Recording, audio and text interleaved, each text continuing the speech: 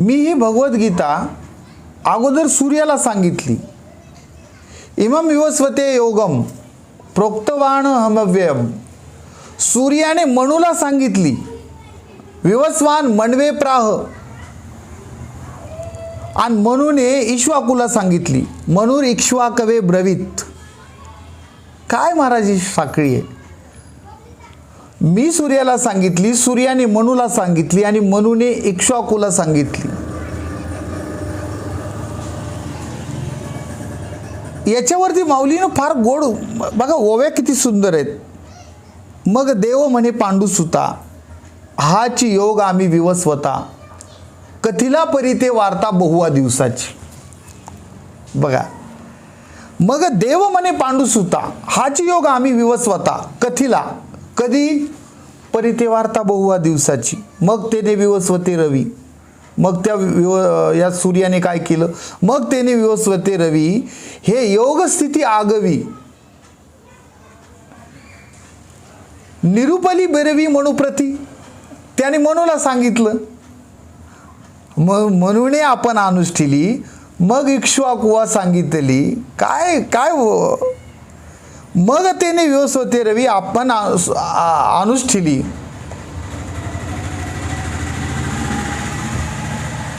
आणि त्याने कुणाला सांगितलं. विवस्वान रवीने मनुला सांगितलं. मनुने इक्ष्वा. मनु इक्ष्वा कवे ब्रवीत. ही जी साखळी आहे ऐकून घेतलं त्याने. असं म्हणतात का तुम्ही. बरं बरं. काय असतं माहिती का, मनातला संशय आहे का, कधी कधी पुढचा जर मास्तर जर जास्त कडक असला का पोरगं काहीच बोलत नाही.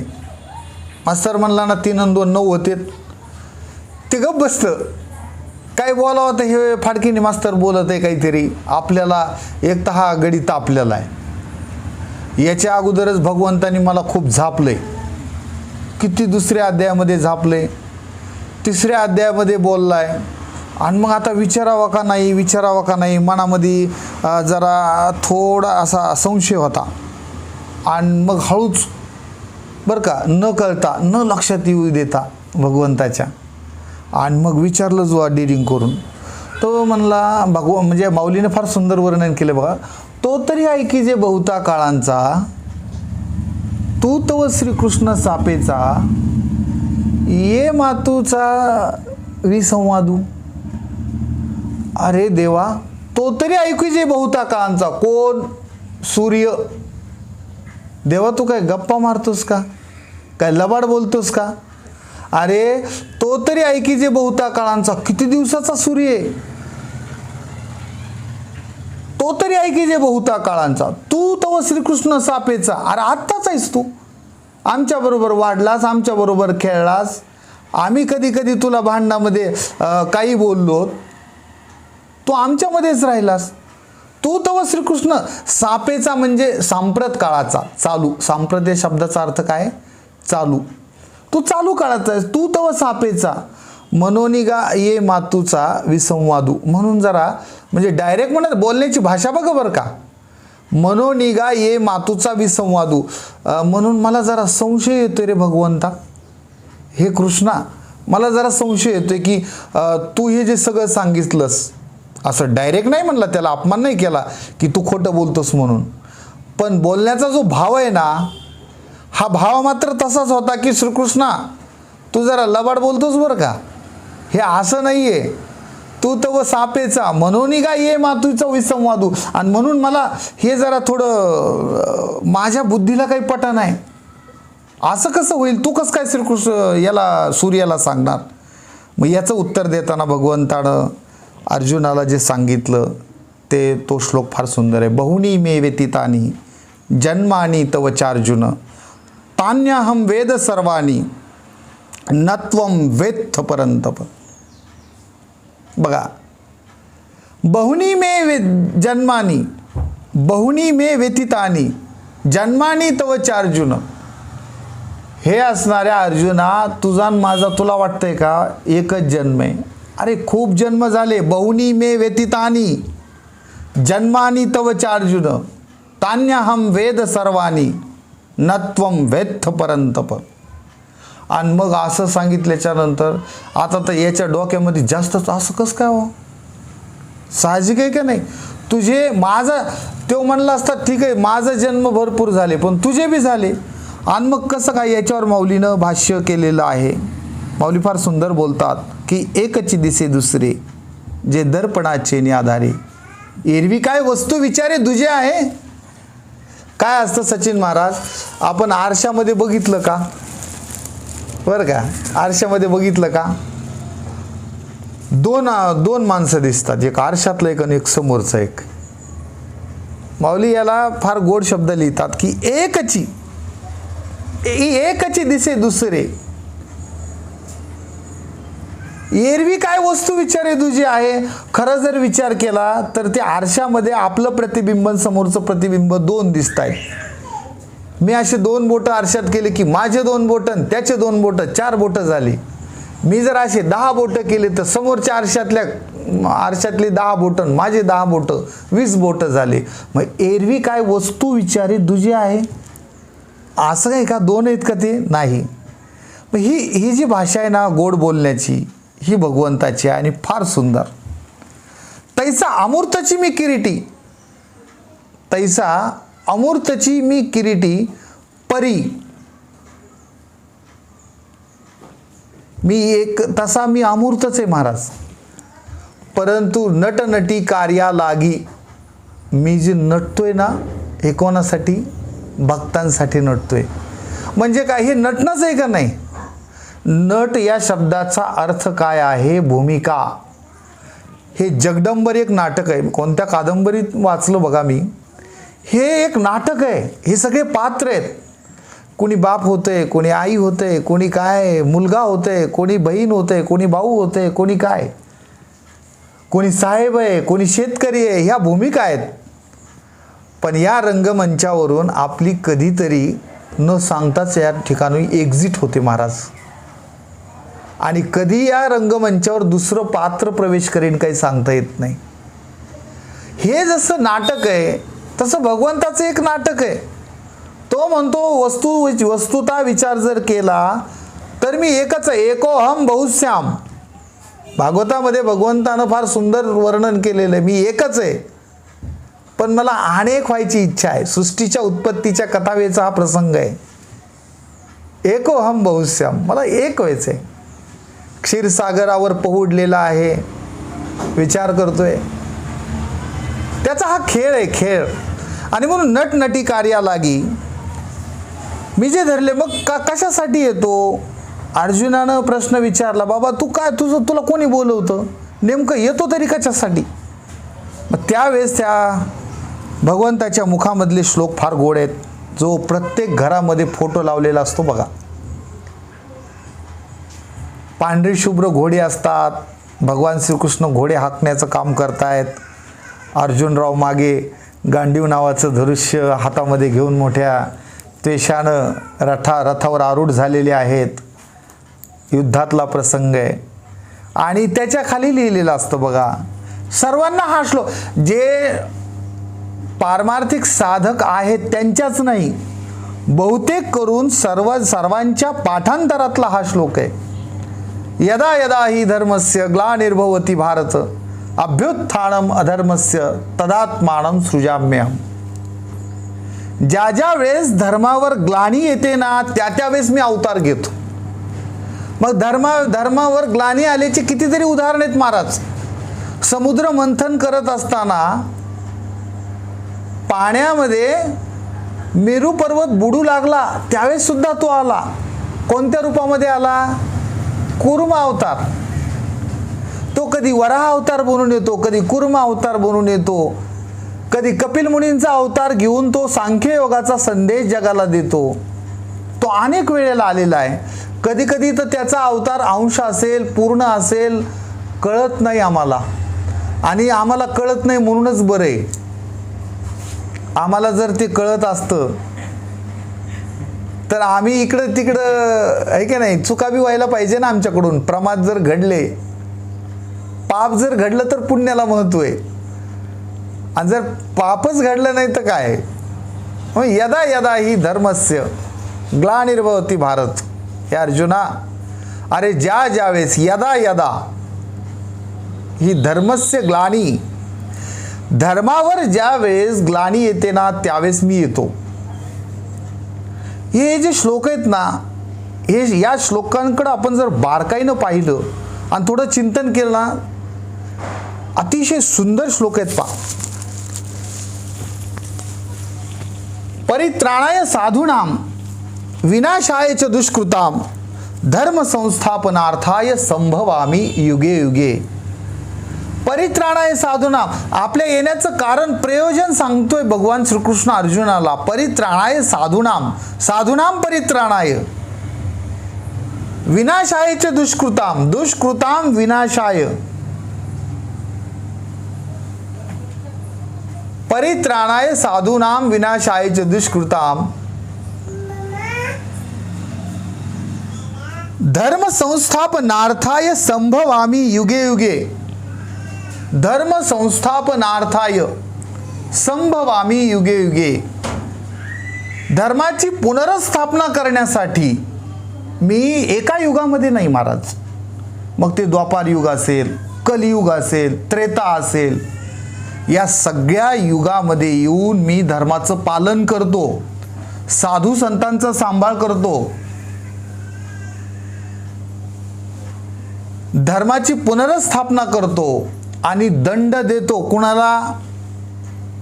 जे धर्माला ग्लानी आणतात, जे सज्जनाला त्रास देतात. विनाशायच दुष्कृताम, दुष्कृताम विनाशायच हा शब्द फार महत्त्वाचा आहे. आणि तुम्हाला सांगतो, बऱ्याच वेळेस ह्या दुष्ट वागणाऱ्या लोकांना जर शिक्षा झाली नाही ना, म्हणजे बघा तुम्ही, दंड किती महत्त्वाचा आहे. हे जे पोलीस प्रशासन आहे ना, हे पोलीस प्रशासन उगाच नाही आहे. जर सगळीकडेच लोक सज्जन असते ना, हे पोलीस डिपार्टमेंटची गरजच पडली नसती ना.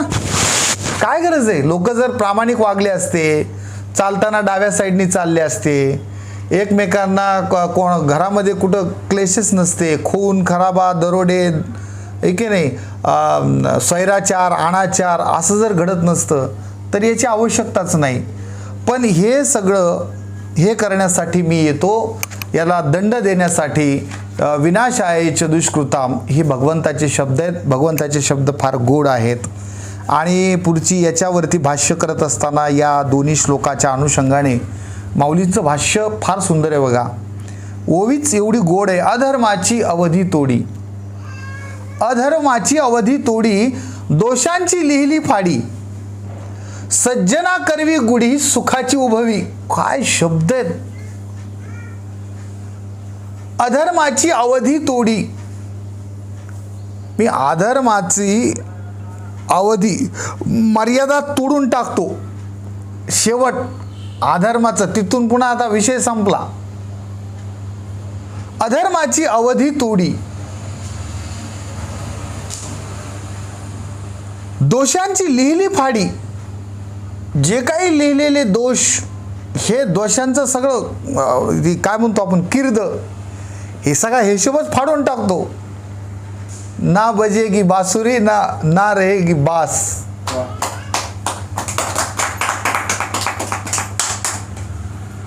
पुढची म्हणजे ह्या शब्दामध्ये याच्यामध्ये एवढा गोडवा आहे. दैत्यांची कुळेनाशी. बघा, एक दैत्याला नाही, खरं तर त्याचा अवतार कोणासाठी माहिती आहे? कंस चाणूर मर्दनम, त्याचं नाव आहे की नाही, तुम्ही म्हणता का नाही? कंस चाणूर मर्दनम.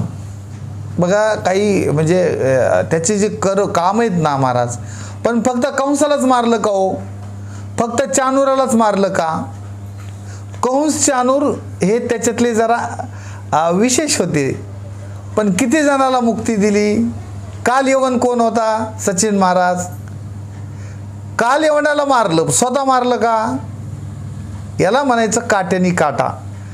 आणि थोडं वेगळ्या भाषेत जर बोलायचं झालं तर याला अकर्तुम शक्ती म्हणायचं. ज्यावेळेस कर्तुम प्रत्यक्ष मारतो ना, कंसाला मारणं कर्तुम, आणि परस्पर दुसरीकडून मारणं. आपल्या हातातून मृत्यूच नव्हता त्याचा, आहे की नाही? जरासंधाला मारलं का?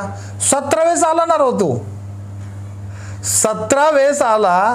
अहो इकडं तर त्याने नुसतं ते चंदन लावायला तो कपडे घेऊन चालला होता तो परीठ, आणि त्याला तो कपडे घेऊन चालला, त्याला कपडे मागितले त्यानं दिलं नाही, एक बुक्की घातली त्याला, ती गेलं जागेवर. म्हणजे तुम्हाला नुसतं एवढं सहन नाही झालं आणि तुम्ही 17 वेळेस चाल केली त्या यानं, तरी तुम्ही त्याला काहीच नाही केलं. अकर्तुम, कर्तुम शक्ती, अकर्तुम शक्ती, अन्यथा कर्तुम शक्ती ही भगवंताची शक्ती आहे. It's a power of God. आणि या शक्तीनं तो चालवत असतो. तुम्हाला आम्हाला मारायची, तिथं अवतार घ्यायची काय गरज आहे होतो? नुसता कोरोना पाठविला की माणसं खलास. नुसता कोरोनाचा विषाणू पाठवला, अर्ध जग खलास झालं महाराज. दुसऱ्या लाटेमध्ये प्रचंड माणसं मेली. खरं तर ही फार जगावर फार वाईट वेळ होती, पण तरीसुद्धा जग कसं चालवायचं पुढं, आपण आजचा दिवस उजाडेल का नाही हे त्याच्याच हातात आहे. पण त्यांनी दुसरी लाट कमी केली. आता तिसरीच्या उंबरठ्यावर आहोत. आणखी काही दुर्घटना नाही आणखी झाली, पण नगरमधली काही गावं लॉकडाऊन केल्याची वार्ता आहे. म्हणजे आणखी कोरोना नष्ट झालेला नाही, हे तुम्ही आम्ही लक्षात घ्यायला पाहिजे. अधर्माची अवधी तोडी, दोषांची लिहिली फाडी, सज्जना करवी गुढी सुखाची उभवी, दैत्यांची कुळेनाशी, साधूंचा मान घेऊशी. साधूंचा गेलेला मान, साधूंचा झालेला अपमानाचा बदला घेण्याचं काम मी करतो. परित्राणाय साधूनाम विनाशाय च दुष्कृताम. दैत्यांची कुळेनाशी, साधूचा मान घेऊसी, धर्माशी नीतीशी शेष भरी. आता काही जणांकडं कुंठेच्या ज्ञानेश्वरी असतील, काही जणांकडं कंधारकरांच्या ज्ञानेश्वरी असतील. हा पाठभेद आणखी मला बऱ्याच ज्ञानेश्वरीमध्ये दिसतो माऊली. काही ठिकाणी आता बघा, धर्माशी नीतीशी शेष भरी असा पाठभेद आहे बरं का. आणि काही ठिकाणी धर्माशी नीतीशी शेज भरी. शेष भरी म्हटलं की 100 वर्ष झाले, आणि शेज म्हटलं की धर्म आणि नीती एका पलंगावर स्थिरायला लावतो, एका आसनावर बसवतो, असा त्याचा अर्थ आहे. मग धर्म आणि नीती जर एकत्र करत असेल, एका आसनावर बसायला लावत असेल, तर इथं शेजभरी हा पाठ आहे. म्हणजे अर्थात 700 वर्षाच्या नंतरही याच्यामध्ये असे अनेक प्रकार आपल्याला पाहायला मिळतात. पण मी जो कंधारकरांची वापरतो आणि कंधारकरांच्या याच्यामध्ये मी बऱ्याच वेळेला शेषभरी अशा पद्धतीचा पाठ घेतो. 100 वर्ष धर्म आणि नीतीला 100 वर्ष शेषभरी, ठीक आहे नाही, 100 वर्ष आयुष्य देण्याचं काम मी करतो. माणसाचं जीवन तेवढंच आहे, आम्हाला तेवढंच पाहिजे, त्याच्या पलीकडे नको. धर्माशी नीतीशी शेषभरी म्हणजे या ज्या ओव्यात ना, या अशा वेड लावणाऱ्या ओव्या आहेत. पुन्हा पुन्हा मला सांगावंसं वाटतं की फारच गोड. आणि ही पुढची ओवी तर फार सुंदर आहे बघा. मी अविवेकाची काजळी, फेडून विवेक दीप उजळी. किती गोड आहे बघा. अहो हे तयार कसं केलं असेल पाहा तुम्ही. अविवेकाची काजळी, विवेकाची नाही, विवेकाला काजळी कधी येत नाही. विवेकी माणसं चांगलंच वागतात. खून खराबा, दरोडा, चोरी, बलात्कार हे कोणाकडून होतं? हे अविवेकी माणसाकडून. मी अविवेकाची काजळी, त्यांची काजळी फेडतो, नष्ट करतो. फेडूनी गप्प बसत नाही. विवेक दीप उजळी. दिव्याला आलेली काजळी जर फेडली नाही, ती जर वात स्वच्छ केली नाही, तर ती सगळं घर काळ करते. पण मी काय करतो, ती स्वच्छ करतो. फेडूनी विवेक दीप उजळी. ही जी भाषा आहे ही काही और आहे, काही वेगळी आहे. अनेक वाङ्मयामध्ये, अनेक कोणत्याही भाषेमधलं वाङ्मय घ्या, हा आनंद कुठं मिळत नाही. म्हणून ज्ञानेश्वरी सरस आहे, म्हणून गाथा सरस आहे.